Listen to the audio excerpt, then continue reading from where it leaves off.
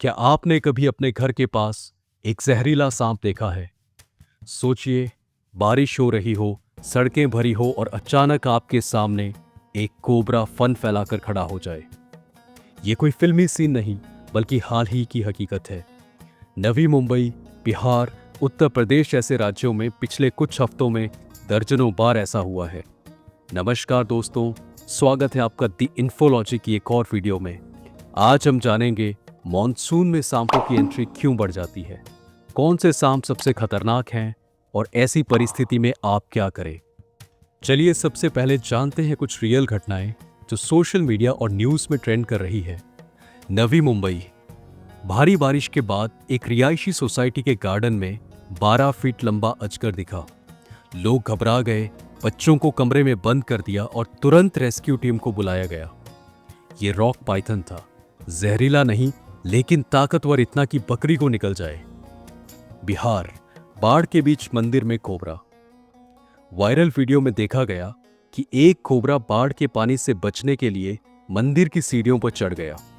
लोग पहले डरे, लेकिन फिर पूजा शुरू कर दी क्योंकि कोबरा को भगवान शिव जी का रूप माना जाता है। उत्तर प्रदेश, खेत में काम करते समय जमीन से निकला करैत।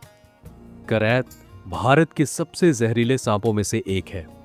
इसका जहर न्यूरोटॉक्सिक होता है, यानी दिमाग और सांसें दोनों पर असर करता है। आप सोच रहे होंगे, बारिश में ही क्यों निकलते हैं इतने सांप?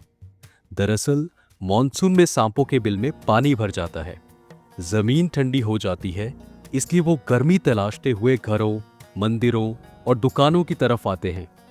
चूहे, मेंढक, छोटे पक्षी ये सब पानी से बचने के लिए बाहर आते हैं और सांप उन्हीं का पीछा करते हैं। कभी कभी रेजिडेंशियल इलाकों की गंदगी या खुले कचरे के कारण भी ये जीव आकर्षित होते हैं। आइए अब बात करते हैं उन सांपों की जो भारत में सबसे ज्यादा खतरनाक माने जाते हैं। सबसे पहले आता है इंडियन कोबरा।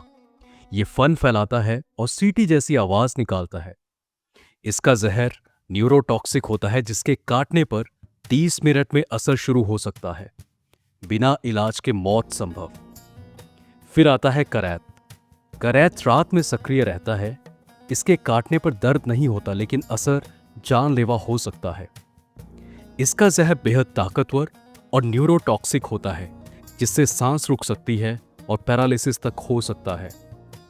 रसल वाइपर, ये खेतों में छिपा रहता है और इसका जहर हेमोटॉक्सिक होता है, जो खून को जमा देता है।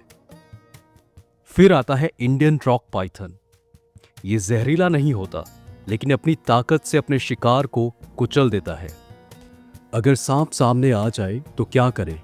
ध्यान से सुनिए कि जान बचाने वाली बातें हैं। बिल्कुल भी हड़बड़ाए नहीं। सांप तभी अटैक करता है जब उसे खतरा महसूस हो। पास जाए बिना तुरंत दूर हटे।